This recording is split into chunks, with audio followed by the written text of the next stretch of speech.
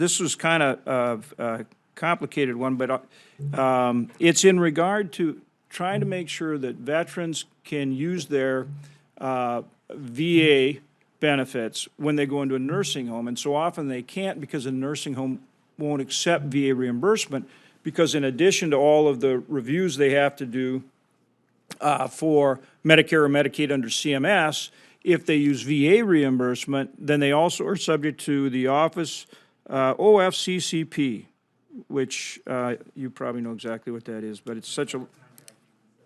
Anyway, it's a whole other set of requirements, which requires an additional review and additional standards for these nursing homes, so very often they won't take VA reimbursement. That's a big problem for our veterans, because they have to dissipate all their resources before they would go on Medicaid if they go in the nursing home, whereas they don't if they can use their VA benefit, provided they qualify based on service. So the VA put a moratorium on that in place. In other words, they exempted TRICARE from OFCCP permanently, but they just put a moratorium on for the nursing homes, and that expires in May 7th. Yeah, just in a couple weeks.